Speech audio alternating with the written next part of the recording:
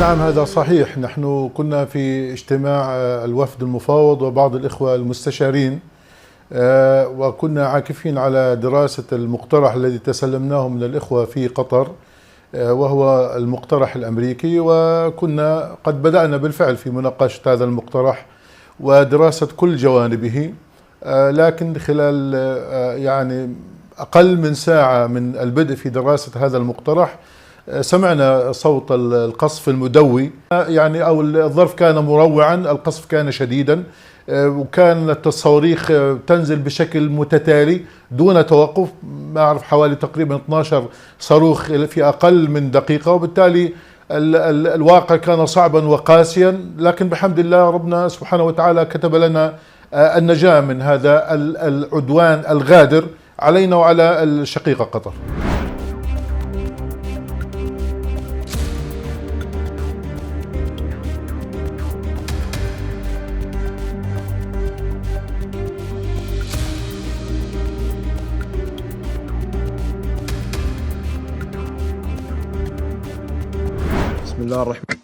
In the name of God, the merciful, the compassionate, may the peace, blessings, and mercy of God be upon you.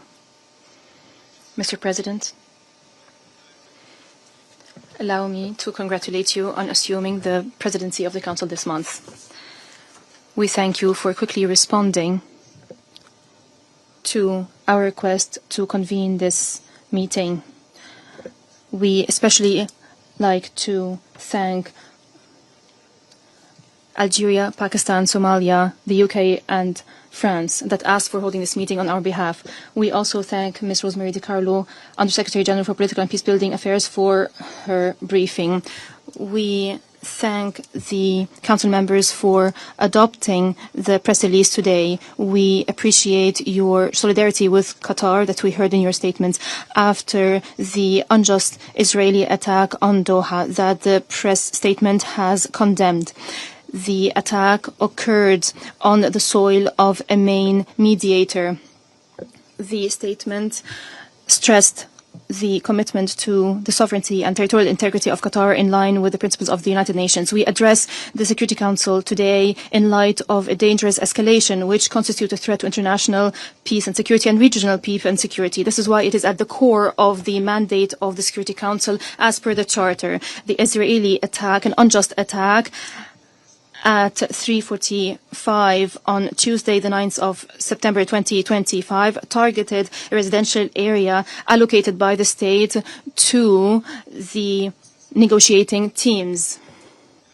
This is part of our ongoing negotiation efforts. These residencies house the negotiating team of Hamas and their families. The residential areas are known to all those who are engaged in negotiations, even diplomats and journalists that have held meetings with the negotiating team knows where these residencies are. We take measures to verify what happened, and it turns out that the casualties included Arif Bado, Saad Mohammed Ad-Dosi, who was 22 years old. He was martyred on duty. A number of civilians were also injured, and members of internal security forces working in the compound, they're receiving now medical treatment. We are trying to identify the identity of those affected.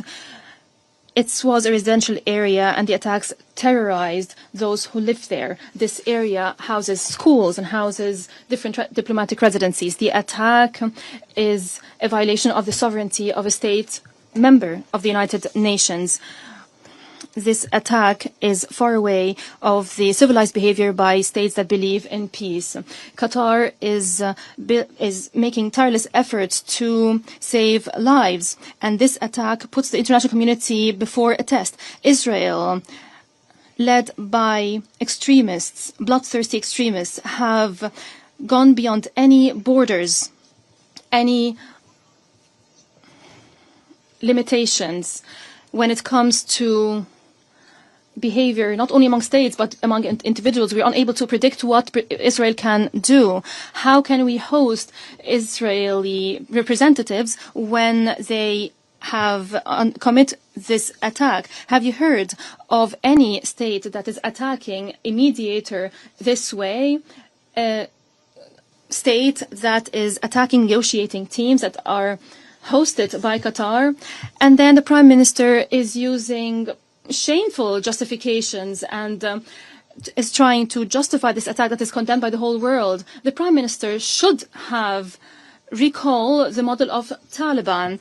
They had a political bureau in Doha, and we had a negotiation channel or a communication channel, and this channel led to reaching an agreement on Afghanistan that led to the end of the war after decades. The US have never targeted the negotiators over these years. On the contrary, the world has seen the success of these efforts in cooperation with the United States under the leadership of Donald Trump to end the longest war in the history of the United States in 2020. This is the approach we pursue. This is the approach that the Prime Minister of Israel is trying to distort.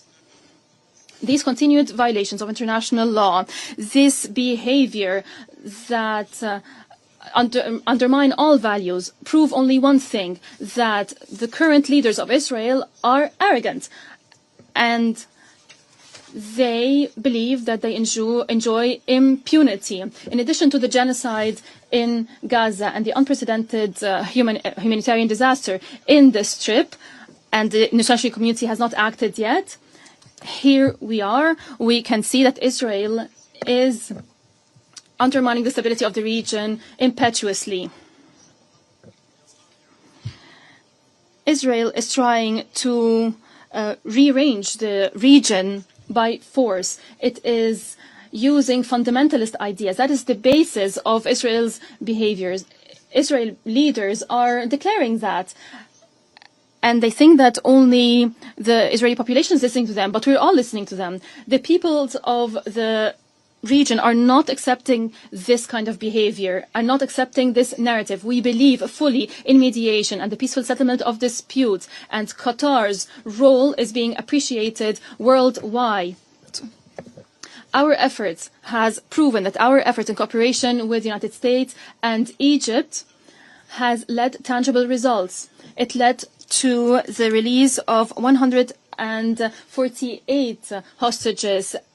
It has led to providing humanitarian aid to Gaza. It was a glimmer of hope, a rare glimmer of hope in this Gaza. But attacking our territories while we were busy with negotiations has uncovered the intention of Israel. It is trying to undermine any prospect of peace. It is trying to perpetuate the suffering of the Palestinian people. The Palestinian people is subjected to unimaginable suffering. It also shows that extremists that rule Israel today do not care about the hostages. This is not a priority. Otherwise, how would we justify the timing of this attack? Because the negotiations were looking at the latest U.S. proposal. The negotiating team of Hamas have been getting together to discuss the U.S. proposal, and the attack occurred. Mr. President, I stand before you today and I urge your august council to bear its historic responsibility.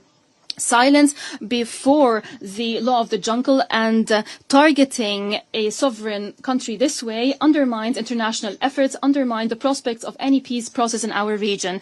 The continuation of such attacks does not only target Qatar, it is a clear threat to target any country that is working on achieving peace, and that undermines the trust in the United Nations. The state of Qatar stresses, under the leadership of its emir, may God protect him, that we will continue our humanitarian and diplomatic role without any hesitation in order to stop the bloodshed. At the same time, we will not condone any attack on our sovereignty. We will reserve the right to respond through tools guaranteed by international law. We call for peace, not war. Peace is our approach, and we will not be deterred by those who call for war and destruction. Before your Security Council, we present these facts, and we recall that today we're discussing an attack on all diplomatic efforts to reach peaceful solution. The only way to peace goes through negotiations, and it starts with a ceasefire and the release of all detainees and hostages, and ensuring the unconditional entry of humanitarian aid and lifting the blockade.